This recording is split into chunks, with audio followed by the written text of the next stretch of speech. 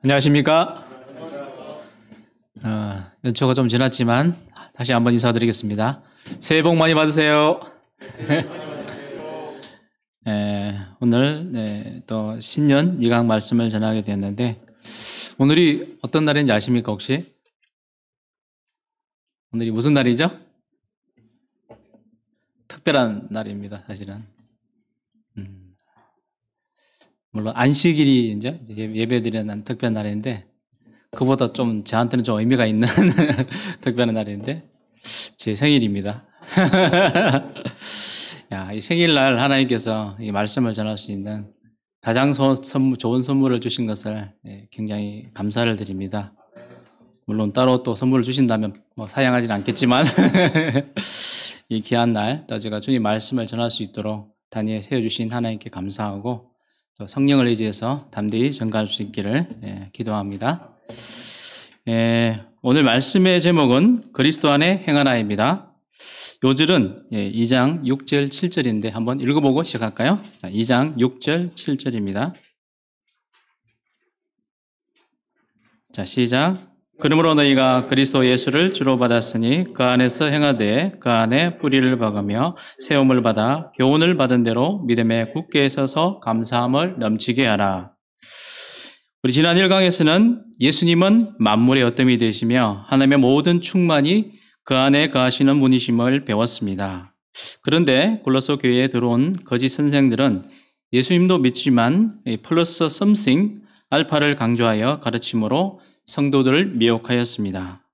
오늘 말씀에서 사도 바울은 거짓 교사들의 가르침의 문제점에 대해 반박하면서 그 해결책으로 그리스도 안에 행하라고 하셨습니다.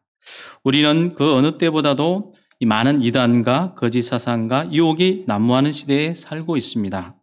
이 시간 말씀을 통해 우리의 신앙을 점검하고 나의 주가 되시는 예수님께 뿌리를 깊이 내리고 세움을 받아 영적으로 성장하고 풍성한 열매를 맺음으로 감사와 찬양이 넘치는 복된 새해가 되기를 기도합니다.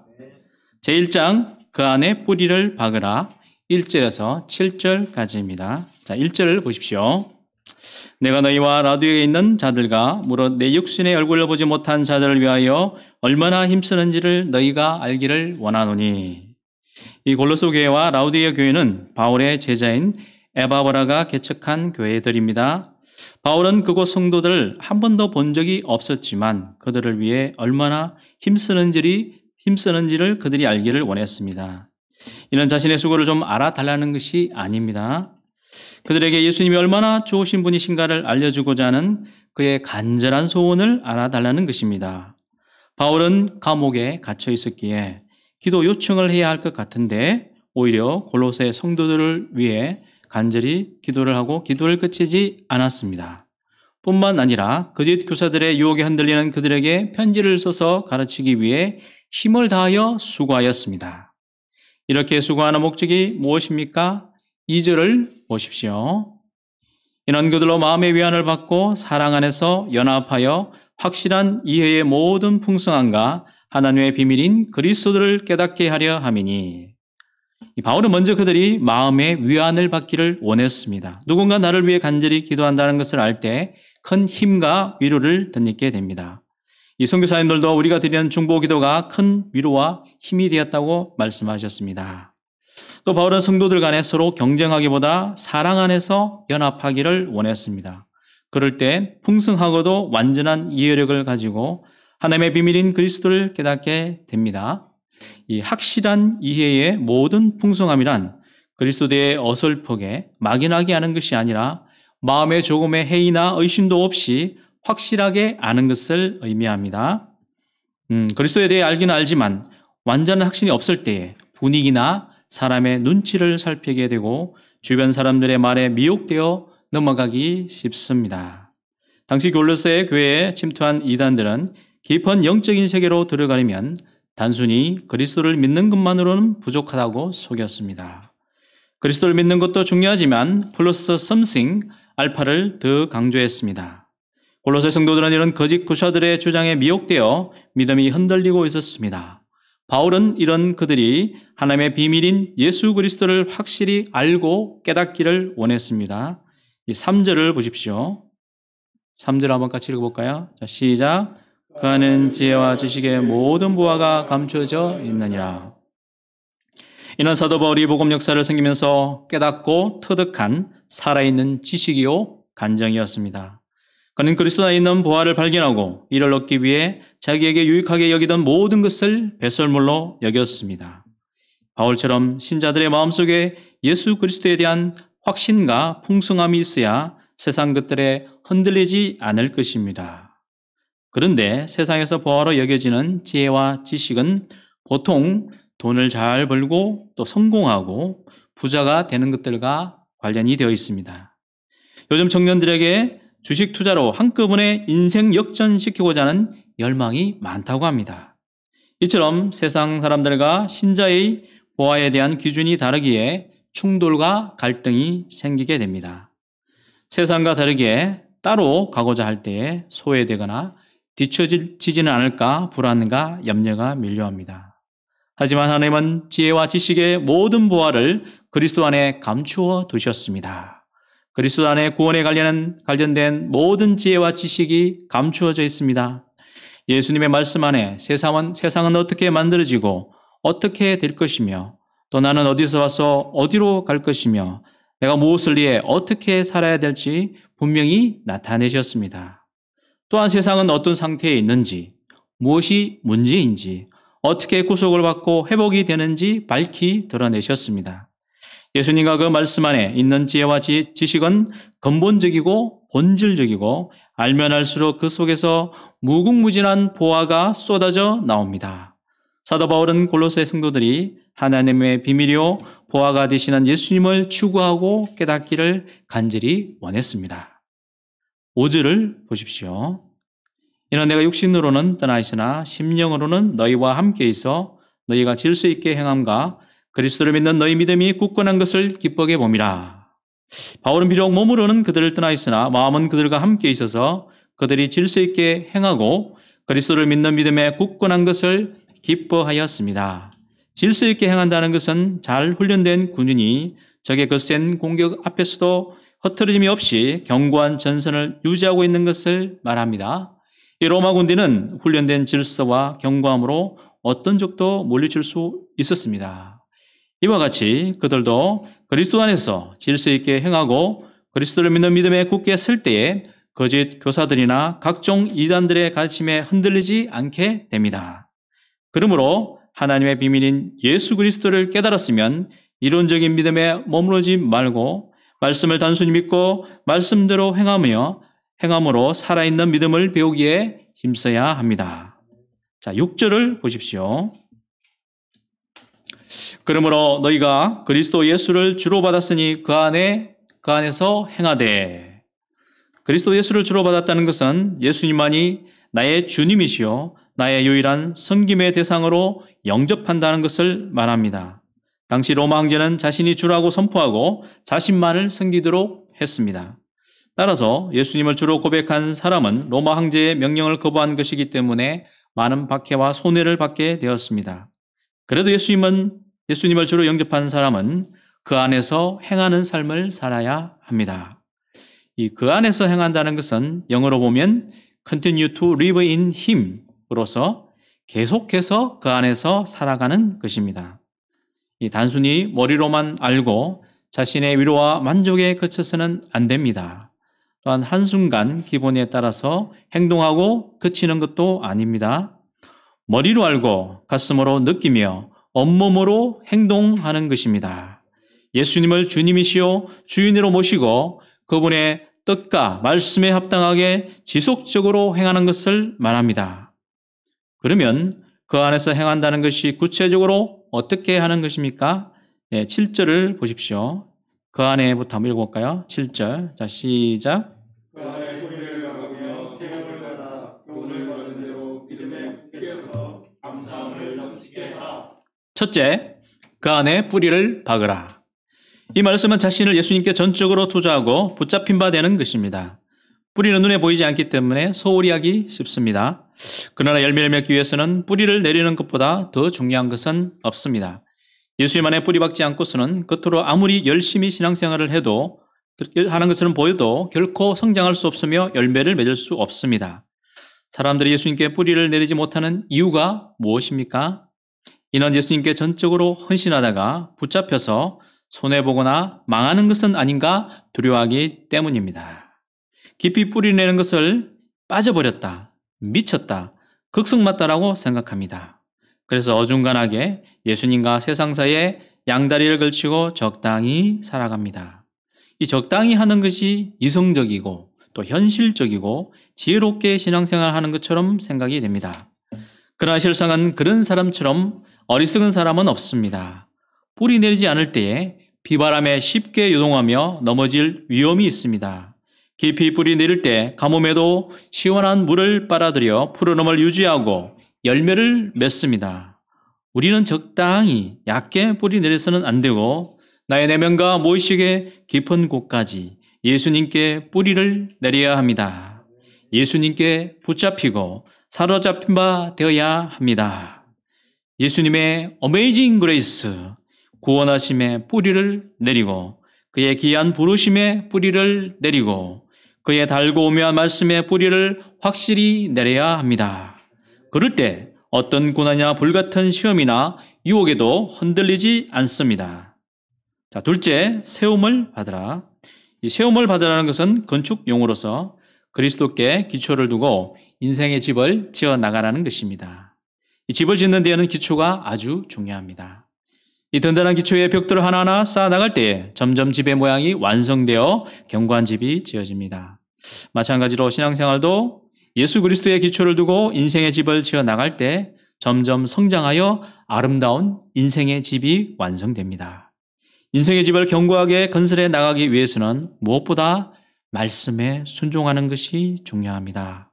그럴 때 말씀의 벽돌이 차곡차곡 쌓여서 견고한 집으로 세워지게 됩니다.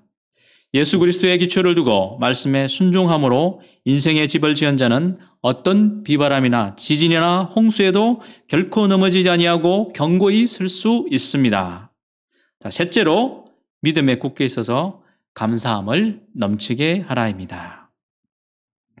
믿음에 굳게 선다는 것은 믿음에 있어서 강해져야 한다는 것입니다. 그리고 감사함을 넘치게 해야 합니다. 믿음이 성장하고 예수님을 더 깊이 알아갈수록 내면의 감사와 기쁨이 충만해지고 이는 어떤 모양으로든지 나타나게 됩니다. 시커멓던 얼굴이 해처럼 밝아지고 입술로 터져 나오는 찬송을 주체할 수가 없게 됩니다. 감사와 찬양은 신앙생활의 열매입니다.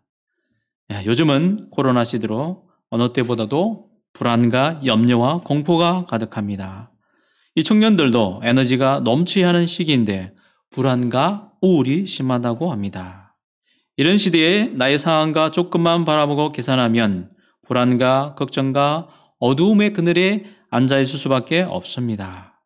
그래서 감사는 믿음의 눈으로 바라보고 바랄 수 없는 중에도 바라고 합력하여 선을 이루어 주실 것을 확신할 때에 흘러나옵니다. 하나님 편에서 보고 감사를 넘치게 하는 것이야말로 자기를 이기고 세상을 이기고 또 이기는 굳건한 그런 믿음입니다. 새해에는 지혜와 지식의 모든 부하가 감추어져 있는 예수님 안에 깊이 뿌리내리고 예수 그리스도를 배우고 성장함으로 우리 삶 가운데 감사와 찬송이 더욱 넘쳐나기를 기도합니다. 자, 2장 십자가로 이기셨느니라 8절에서 23절까지입니다. 우리가 이 예수님 안에 행하고 영적으로 성장하고자 할 때 이를 방해하는 이단 사상과 거짓 가르침들이 있습니다. 이를 한번 살펴보고 경계하며 우리의 신앙을 점검해 볼 수 있기를 바랍니다. 첫째, 세상의 초등 학문과 철학입니다. 당시 거짓 교사들은 예수님 외에 자기들의 교리나 사상을 가르쳤습니다. 이 8절을 보십시오. 8절 한번 다 같이 읽어보겠습니다. 자, 시작.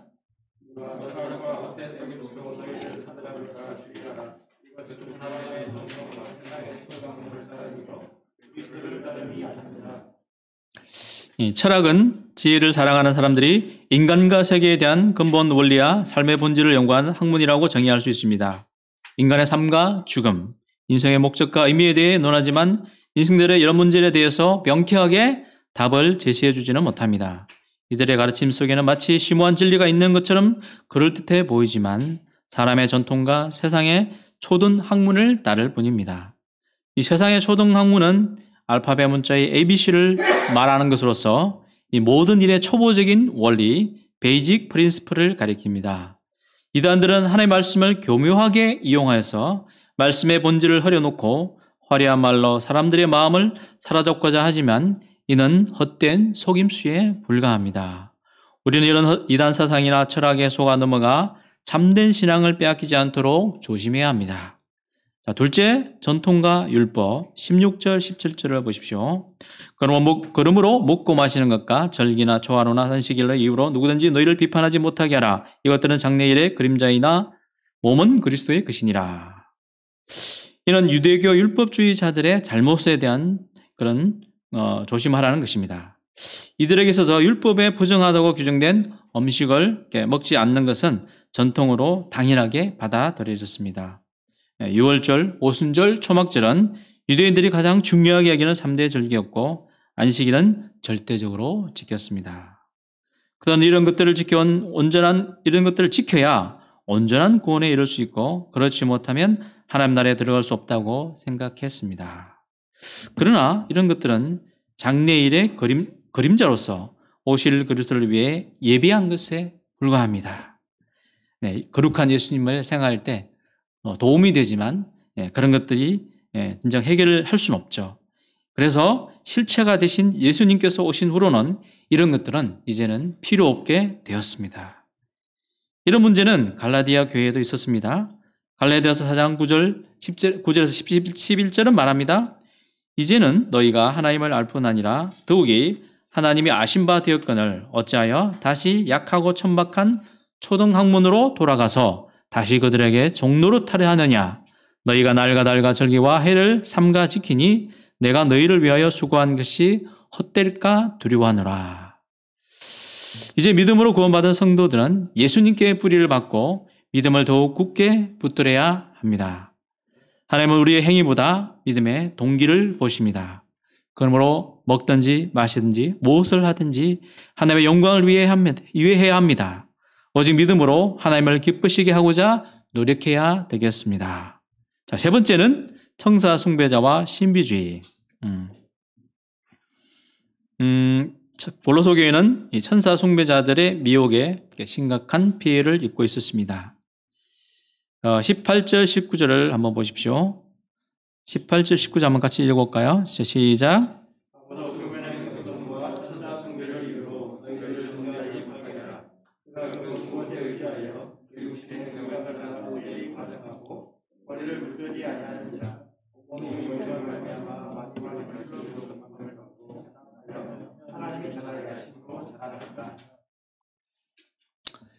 말씀이 조금 딱 쉬운 것은 아닌데 한번 풀어보겠습니다.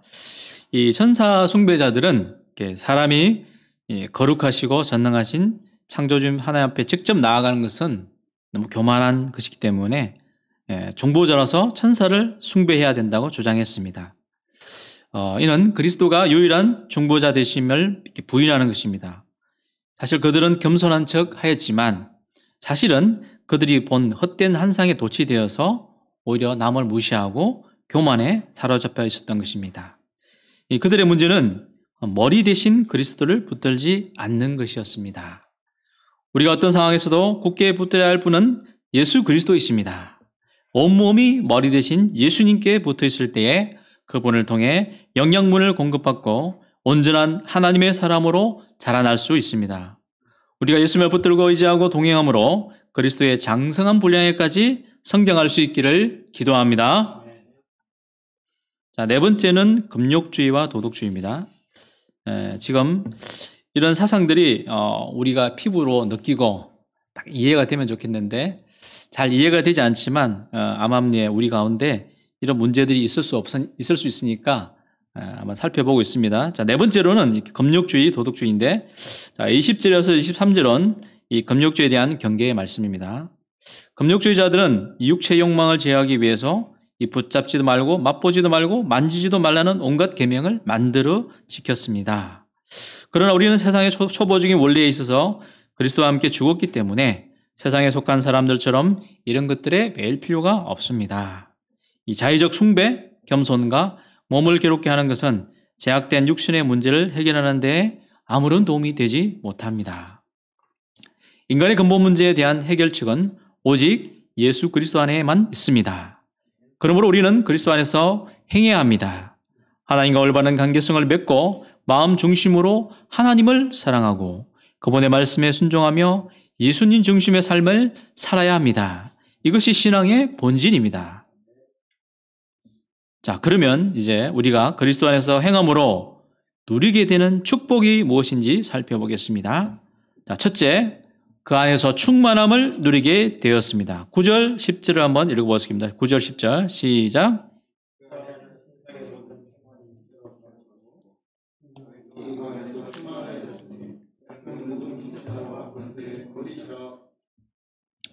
이 영주주자들은 육은 악하기 때문에 하나님이 육신의 몸을 입고 이 땅에 올 수 없다며 성육신의 진리를 부인했습니다. 그러나 바울은 예수님 안에는 신성의 모든 충만이 육체로 거하신다는 말씀으로 영지주자들의 주장을 깨뜨리고 있습니다. 그리스도 안에는 하나님의 모든 충만이 거하시고 그런 충만이 성도들에게도 임하게 되었습니다. 우리는 그리스도를 말미암아 제사함을 받고 예수님 안에서 참된 만족과 기쁨을 맛보며 그 안에서 충만함을 누리는 삶을 살게 되었습니다. 우리를 충만하게 하시는 그리스도는 모든 통치자와 권세의 머리로서 천사들까지도 지배하시는 완전한 권세를 가지신 분이십니다. 자, 둘째, 그 안에서 그리스도와 함께 죽고 부활하게 되었습니다. 11절, 12절을 보십시오. 또 그 안에서 너희가 손으로 하지 아니한 할례를 받았으니 곧 육의 몸을 벗는 것이요 그리스도의 할례니라. 너희가 세례로 그리스도와 함께 장사되고 또 죽어진 자들 가운데서 그를 일으키신 하나님의 역사를 믿음으로 말미암아 그 안에서 함께 이르심을 받았느니라. 바울은 유대 율법주의자들을 염두에 두고 손으로 한 할례와 그리스도의 할례를 대조해서 말하고 있습니다. 로마서 2장 28절 29절은 말씀합니다. 무릇 표면적 유대인이 유대인이 아니요 표면적 육신의 할례가 할례가 아니니라. 오직 이면적 유대인이 유대인이며 할례는 마음에 할지니 영에 있고 율법 조문에 있지 아니한 것이라. 당시 유대 율법주의자들은 믿음만으로 부족하고 육체의 할례를 행해야 한다고 주장했습니다. 아브라함이 처음 시행한 이 할례의 의미는 자기중심적이고 제약된 삶에서 벗어나 하나님의 뜻을 따라 하나님께 헌신하는 삶을 살겠다는 결단의 표시입니다. 이 초대 성도들은 할례 대신에 세례를 받았습니다. 로마서 6장 3절은 말씀합니다. 무릇 그리스도 예수와 합하여 세례를 받은 우리는 그의 죽으심과 합하여 세례를 받은 줄을 알지 못하느냐? 이 세례는 그리스도와 연합됨을 상징합니다. 예수님과 함께 옛사람이 죽고 예수님과 함께 새로운 존재로 다시 태어난다는 의미입니다. 손으로 하는 육체의 할례를 행한다고 제 문제가 해결되는 것은 아닙니다. 그리스도와 함께 육체의 전부를 십자가에 못 박음으로 제약된 육신의 몸을 벗고 새로운 존재로 변화되는 그리스도의 할례가 완전하고도 참된 할례입니다. 그러므로 그리스도의 할례를 받은 자들은 유대 율법주의자들의 말에 속아서 옛날로 돌아가서는 안 됩니다. 거듭난 신자의 합당한 삶을 살도록 힘써야 합니다. 자, 셋째, 십자가로 승리의 인생을 살게 되었습니다. 이 13절에서 15절은 하나님께서 그리스도의 십자가를 통해서 이루신 놀라운 역사에 대해 말하고 있습니다. 우리는 과거 범죄와 육체의 무할례로 죽었던 자였습니다. 그러나 하나님이 그리스도와 함께 살리시고 모든 죄를 사해 주셨습니다. 그리고 우리를 거스르게 하고 불리하게 하는 법조문을 쓴 정서를 지우시고 죄버리고 십자가에 못 박으셨습니다. 이는 컴퓨터에 저장되어 있는 죄의 기록을 삭제하고 포맷하여 흔적도 없이 완전히 없애버리는 것과 같습니다. 그러므로 이제 우리는 언제 어디서든지 예수님의 피를 힘입어 은혜의 보좌 앞에 담대히 나아갈 수 있게 되었습니다. 자, 15절을 보십시오. 통치자들과 권세들을 무력화하여 드러내어 구경거리로 삼으시고 십자가로 그들을 이기셨느니라. 이 통치자들과 권세들은 사탄을 가리킵니다. 이 15절 말씀은 전쟁에서 승리한 후 적의 패잔병들을 무장 해제시켜 노예로 삼아 끌고 계산하는 모습을 연상시켜 줍니다. 예수님은 십자가에 못 박혀 죽으시고 죽은 자 가운데서 하나님의 능력으로 부활하심으로 사단의 머리를 박살내시고 죽음의 권세를 파하셨습니다. 그리고 최후의 승리자가 되셨습니다. 우리는 사탄의 권세에서 벗어나 참 자유를 얻게 되었습니다. 더 이상 패잔병을 쫓아갈 필요가 없습니다. 이제 우리는 예수님의 십자가를 지고 적극적으로 예수님의 고난에 동참할 때에 부활의 영광에 이르는 승리의 삶을 살 수 있습니다. 저는 가장이 되고 자녀들이 커가면서 돈의 필요성과 위력을 알기에 부하로 삼지는 않지만 은근히 매이게 되었습니다. 목자로서 세상과 다르게 따로 살면서 뒤처지거나 소외되는 것은 아닌가 두려움이 들 때도 있습니다. 말씀을 많이 들어서 안다고 하지만 실제 현실 문제 앞에서 두려워하고 부정적인 생각도 하고 넘어지기도 하였습니다. 특히 지난 한 해 영육간에 여러 문제가 터지고 결과물이 좋지 않을 때에 지치고 낙심이 되고 슬픈 생각도 들었습니다. 이부 팀장이요 목자로 열심히 살아온 것 같은데 양들도 자녀들도 제 뜻대로 되지 않고 코로나로 재정 상태는 엉망이 되어갔습니다. 목자 생활 거의 30년 가까이 살아왔지만 내면이 좁고 연약하고 제약되어서 현실 문제와 재 문제로 넘어지고 흔들거리며 견고함이 부족하다는 것을 절감하게 되었습니다. 양들과 자녀들이 넘어질 때도 제대로 손을 쓸 수 없는 영적 무능함과 한계를 느끼며 제대로 신앙생활을 해오지 못한 점에 부끄럽고 회개가 들었습니다. 신앙의 모습을 가지고 신앙활동은 하지만 정작 예수님과 그 말씀 안에 깊이 뿌리내지 못하고 성과나 결과물에 따라 울고 웃기도 하였습니다. 당장의 현실과 상황과 조건만 바라보고 계산하다가 불안과 염려와 두려움에 빠져있기도 하였습니다. 이런 저희에게 이번 말씀을 통해 내적인 각성과 치유와 회복의 역사를 이루어 주심에 감사를 드립니다. 하나님의 비밀이요 보화가 되시는 예수님을 그리스도요 인생의 기초로 삼을 때에 결코 흔들리거나 무너지지 않는 인생의 집을 지을 수 있다는 것을 깨닫게 하셨습니다. 예수님과 그 말씀 안에 행하고 굳건한 믿음을 가짐으로 감사와 찬양이 넘치는 삶을 살고자 하는 간절한 소원을 주셨습니다. 제가 상황과 현실을 바라보고 어둠의 그늘에 앉아있던 것을 애통히 회개하고 믿음의 눈으로 나의 주 그리스도 예수님을 바라볼 수 있기를 기도합니다. 지금은 다 알 수 없지만 모든 것을 합력하여 선을 이루실 신실하신 하나님을 믿음으로 감사와 찬양이 넘치는 삶을 살 수 있기를 기도합니다. 저의 내면과 무의식의 깊은 곳까지 머리 되시는 예수님께 깊이 뿌리내리고 붙잡힌 바 되어서 예수님을 배우고 성장하는 한 해가 될 수 있기를 기도합니다. 요한복음 11장 4절과 25절, 26절, 창세기 12장 2절, 다니엘서 12장 3절 말씀을 비롯하여 예수님의 말씀에 기초하여 견고한 인생의 집을 지으며 그리스도의 충만함을 얻고 누리고 나누어주는 복된 삶을 살 수 있기를 간절히 기도합니다. 결론적으로 예수님은 하나님의 모든 지혜와 지식이 그 안에 감춰져 있는 보화이십니다. 나의 주님이시요 주인으로 모시고 나의 전부를 드리고 섬겨야 할 그리스도이십니다. 이제 그리스도의 할례를 받은 자들로서 예수님 안에 뿌리를 받고 예수 그리스도의 기초 위에 견고한 인생의 집을 짓는 데 힘쓸 수 있기를 기도합니다. 오직 예수님과 그 말씀 안에 행함으로 굳건한 믿음의 사람으로 성장하고 감사와 찬송이 넘치는 한 해가 되기를 간절히 기도합니다.